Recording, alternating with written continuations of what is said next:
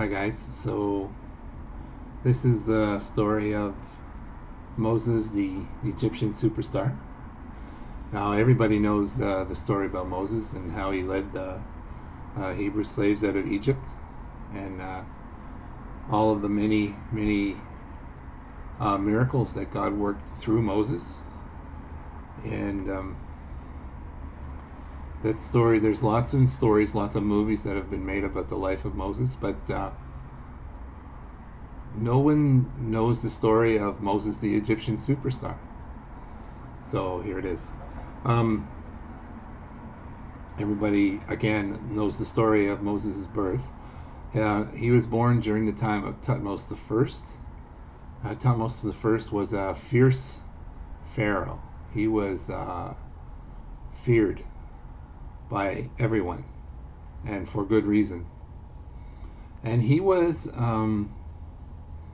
afraid because he knew that if Egypt was invaded and the Hebrews joined the invading army, then his country, Egypt, would suffer defeat. And so he ordered all of the Hebrew babies to be killed, the male babies to be killed at birth. And Moses' mom and dad, when they had Moses, they already had Miriam and Aaron, and they were afraid when they had the baby because they didn't want to see their baby put to death in front of them. They weren't sure if the baby cried in an Egyptian herd, or if the baby cried and they were betrayed by another Hebrew. They didn't want to see a soldier come and cut their baby in half in front of their eyes. And so they decided that they would put it in God's hands. And so they made a basket, and they covered it with tar, and they put the baby inside, and they floated it down the Nile, and they said, let it be God's will. Whatever happens to the baby, happens to the baby, and we'll put it all in God's hands. And so they prayed, and they let the basket go, and Miriam ran alongside the Nile as the basket floated down the river. And she ran as fast as she could for as far as she could, and she was able to keep up with it, and until one point where the river widened, and the current slowed, and the basket sort of almost came to a standstill in the middle of the river. And it was at this part where Hatshepsut was the king's daughter, and she was about the same age as Miriam. She was 11, 12 years old, and she had come down to the Nile to bathe. And she saw the basket floating in the middle of the river, and she didn't know what it was, and she asked one of her servants to go out and get it. So he swam out and got it, and then they brought it back, and when she opened it, she saw it was the baby, and she was, oh, it's just a little baby, it's just a little baby, and she wanted to keep it. Now everybody knew it was against the law for her to keep it, but she knew that she could twist her dad around her little finger, and that's what she did. She was able to keep Moses, and he grew up in the court of Hatshepsut. Now,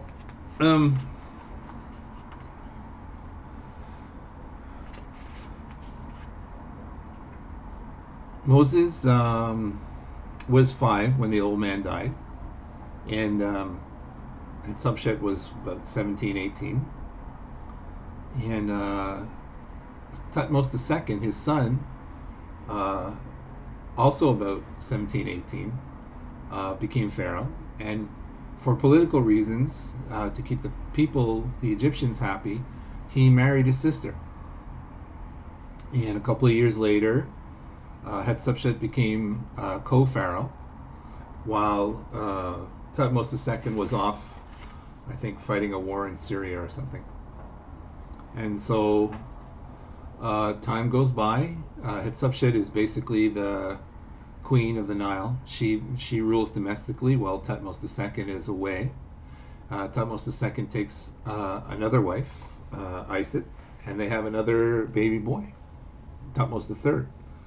So time goes by. Moses is now 17 years old, and he's an Egyptian prince, and he is an Egyptian superstar. Everywhere he's carried, the people cheer, and when he steps out of the litter, the if the Hebrews see him, he's a Hebrew hero to the heroes, and they cheer.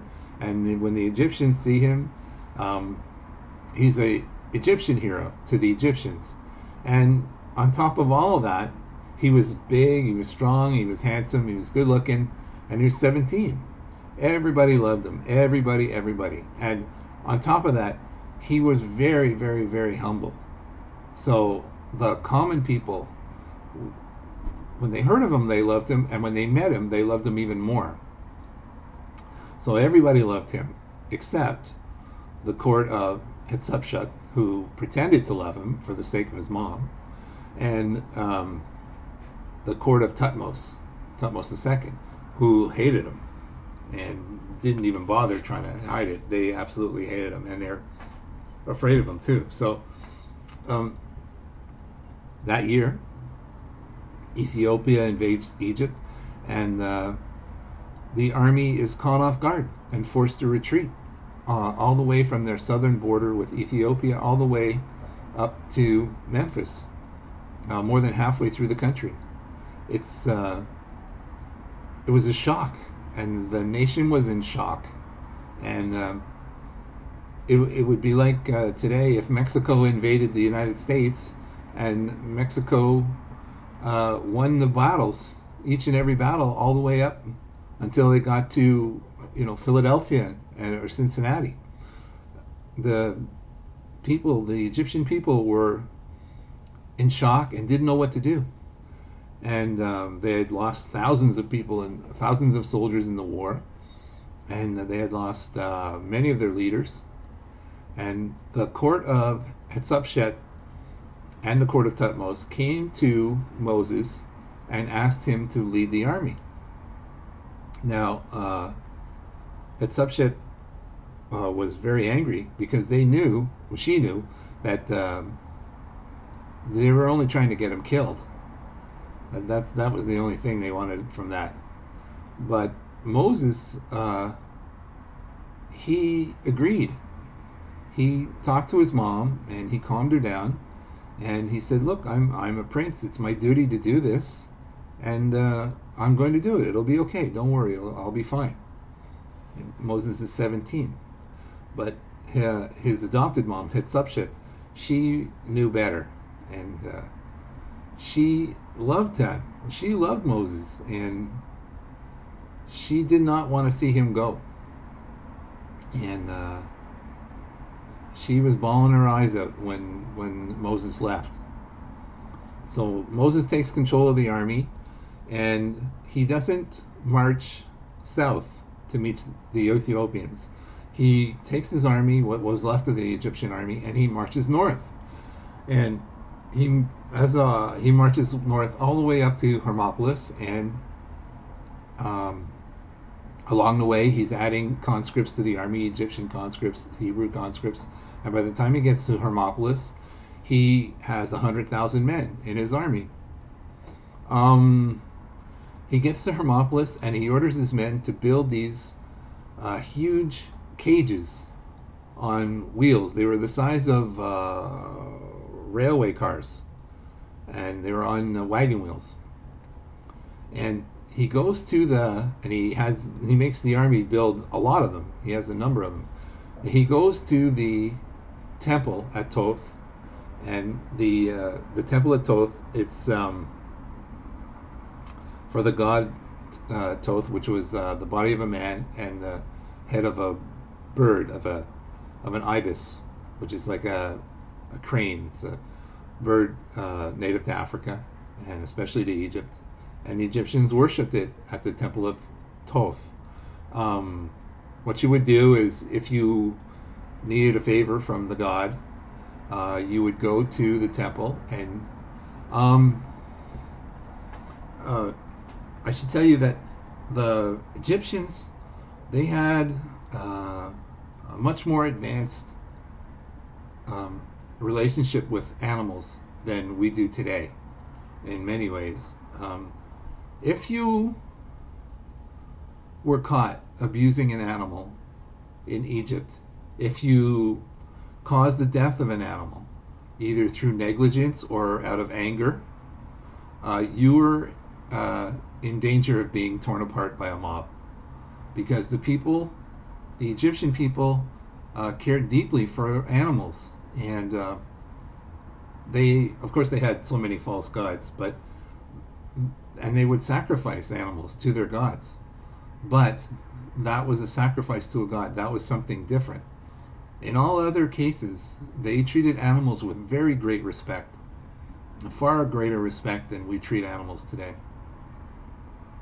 But anyways, at the Temple of Thoth, if you wanted something from the god Thoth, you would, pay the temple a small amount, and they would take an ibis and they would sacrifice it, and then they would mummify it, and they would bury it in the cemetery outside the temple, and you would go home, and hopefully your favor would be granted.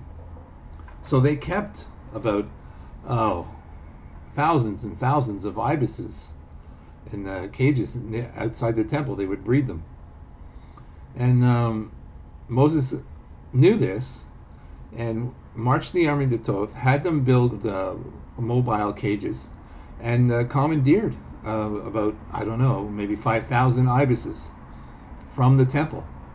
And then he took the army and the ibises, and they marched south back to Memphis again. Now,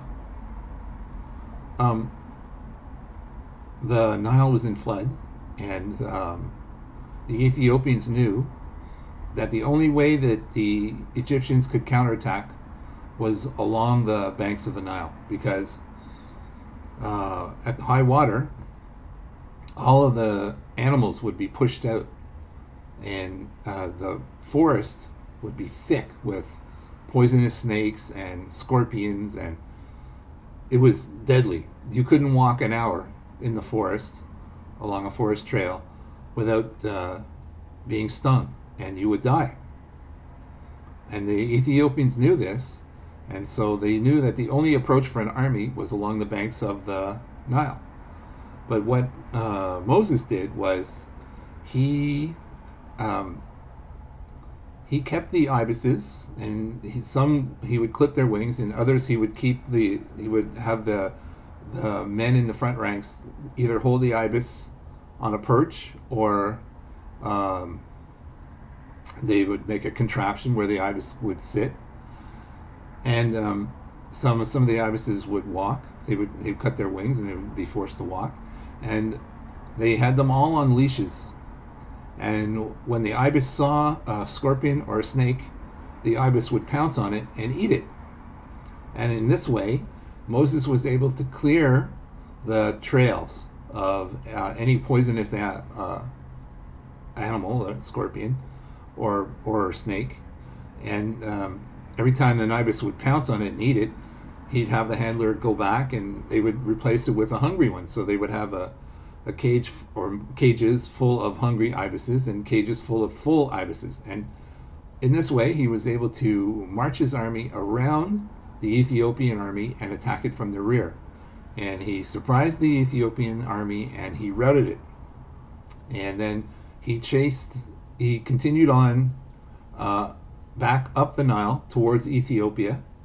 And every time he would come across the Ethiopian replacements or reinforcements, he would do the same thing. He would march his army around, take the ibises, and march his army through the wilderness and around the Ethiopians and attack them from the rear and rout them. And he did this all the way back to Ethiopia until he got to Saba. Saba was the ancient capital of Ethiopia, and it was a fortress city that was surrounded by three rivers.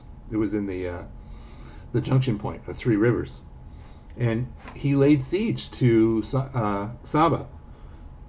Now, the daughter of the Ethiopian king was trapped at Saba. Her name was Tharbis, and she saw Moses commanding the army, and she was really impressed by the guy. And he was just a teenager.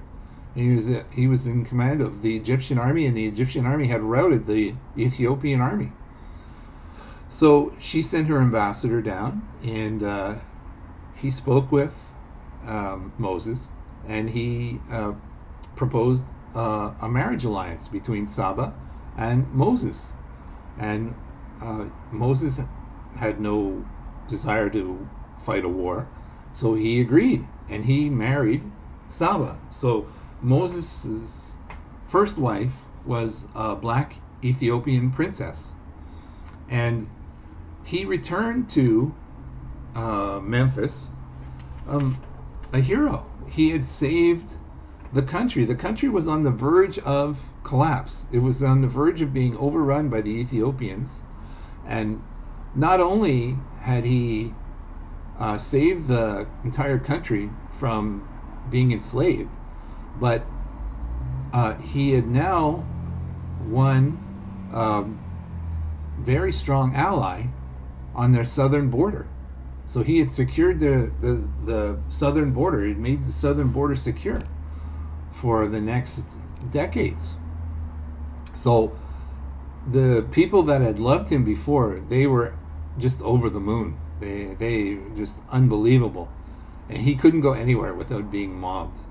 Everybody loved him, and except again for the court, because the court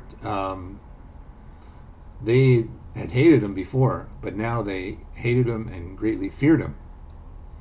So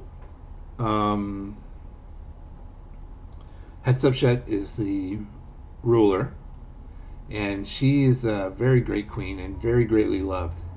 And she, in order to make her position more secure, not that it wasn't secure, but in order to make it more, and in order to please the Egyptian people wanted a male ruler, and Hatshepsut was not free to marry. So she began to appear in public wearing a fake beard and a man's kilt. She would dress in a kilt and a beard, and she would go and do her duties in public ceremonies, the same way that Queen Elizabeth would do her duties now. Hatshepsut would do it, but she would do it dressed up as a man with a fake beard. And Moses' mother, adopted mother, Moses' mother, would dress up as a man, and the Egyptian people loved her even more for doing it. The Egyptian people understood that she did it out of respect for her people, and they loved her even more for it. So, yeah, that's Moses' mother dressed up as a man. And so, anyways, years go by, 18 years go by. Hatshepsut has taken a lover, Senenmut.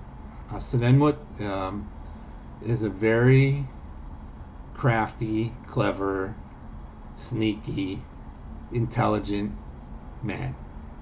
And he has weaseled his way up the ladder to become the number 2, the power behind the throne.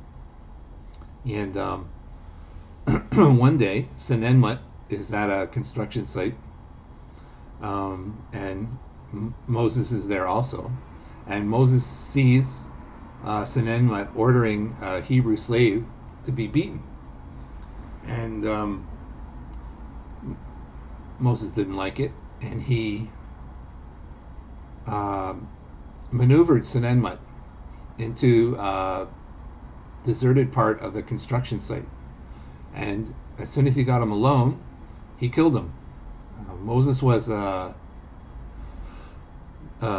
trained soldier, and he knew how to kill people efficiently. And he did. He killed Senenmut, and he buried him there on the spot. And Moses went back home, and the people were looking for Senenmut. all of the city was looking for him, and they couldn't find him. And Senenmut was the very, very, very important man in the kingdom, and it was a dangerous time. And Moses had buried the body at the construction site, and a few days later, he went back to check out the construction site to make sure that the building has progressed and that Senenmut's body would never be found. And when he gets to the construction site, there's a fight between two Hebrews, and he tries to break up the fight between the two Hebrews, and one of them says, "What are you doing? It's none of your business. Get out of here. Are you going to kill me like you killed Senenmut?" And so Moses has realized that the Hebrews knew that he killed somebody, that he had killed Senenmut, and that it was only a matter of time until the Egyptians knew. And he went back to his palace that night, and he thought about it, and he realized that although he was a Hebrew brought up in the Egyptian court, he wasn't an Egyptian, and he wasn't a Hebrew. He wasn't, although both sides had loved him, that was then, and this is now. And it was, well, what have you done for me lately? And he realized that if he was found out, or when he was to be found out, he would be killed. And so he escaped. He escaped through the wilderness into Midian. And he was 40 years old when he escaped through the wilderness into Midian. And he had had enough. He didn't want anything to do with royal courts or Egyptians or Hebrews or anybody. He just wanted to be left alone. And he goes to the well at Midian, and Zipporah sees him. And Zipporah is a beautiful daughter of a high priest in Midian. And Zipporah was ambitious and a social climber. And when she saw Moses, she could see the way he spoke, the way he carried himself, the robes that he had on, that he was an important person. And she wanted to marry him. So she brought him back to her father, and Moses wanted to marry her. And so they got married, and Moses settled down to the life in Midian. But Zipporah wanted him to become the successor to her dad, and she wanted him to become the high priest of Midian, and he didn't want to do that. He said, "Look, just leave me alone. I don't want to do anything like this. I just want to tend the sheep. Okay, that's it. That's all I want." And so for years he was the shepherd, years and years and years, and Zipporah was not happy. Zipporah had married this man that she thought was going to be a great leader and the great high priest of Midian. And instead, she got this guy that didn't want anything to do with anybody, and just wanted to live a quiet life alone. So, anyways, the years go by. They have kids. They have Gershom, their firstborn, and they have Eleazar. And years go by. Again, Moses is a shepherd for Jethro in Midian, and it's time. It's time for almost 40 years go by, and it's time for Moses to return to lead the Hebrews out of the Israelites out of captivity. So he appears to Moses in the bush, and Moses at first doesn't want to go.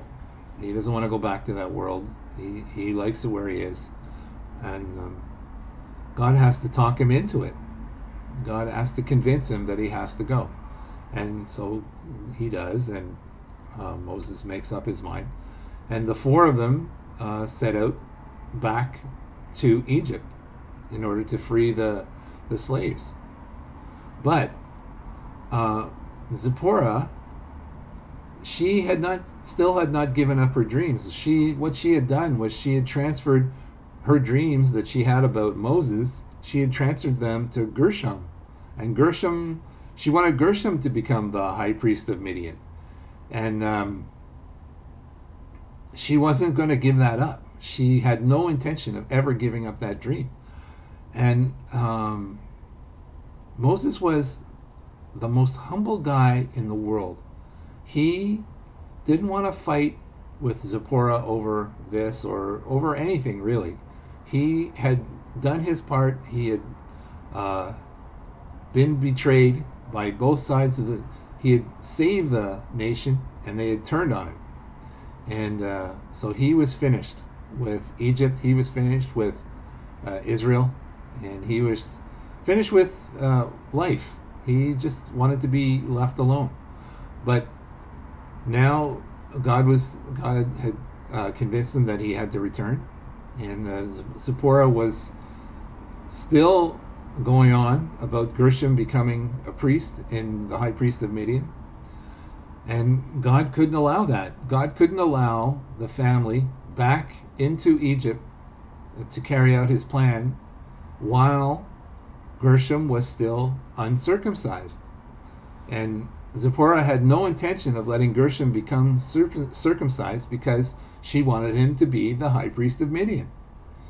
So they're along the path, and suddenly an angel appears in front of the family, and he has his sword drawn, and from the look on his face, he's there, and everyone knows that he's there, that if Gershom takes one more step, Gershom's head is going to be cut off. And everyone is staring at the angel, and the angel is staring at them and at Gershom. And finally, there's a long silence, and then finally Zipporah shrieks, and she reaches into one of the bags and she pulls out a flint knife, and she rips up Gershom's robe, and she grabs Gershom's penis, and she cuts the foreskin off of Gershom's penis, and she throws it at Moses' feet, and she goes, "Surely you are a bridegroom of blood to me," meaning that it's done. Her dream is over, and the die is cast, and she is the unhappy wife of Moses from now on. And everybody knows the story from there. I mean, the family returned to Egypt, and God performed all of the great works through Moses. This was all when Moses was 80 years old, and he still had 40 years ahead of him of leading the Israelites out of Egypt and through the wilderness. So, in the end, well, before the end, or before long even, Moses had to send Zipporah back with the children, back to live with her father. And it turned out later on that descendants of Gershom became the priests of Baal for the tribe of Dan, and caused a lot, centuries of trouble for the tribes of Israel through Baal worship. But Moses, he had lived 3 lifetimes. He was the old man that led Israel out of captivity and through the wilderness, and led them up to the promised land.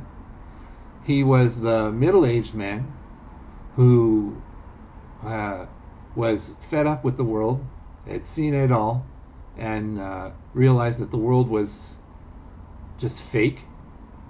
And he was the Egyptian superstar, the teenage Egyptian superstar that had saved the nation, and lived through all the glory of that, and came to realize that it was all fake, and yeah, that's the story of Moses the Egyptian superstar. All right, so I hope you like that one. Okay, good night, guys.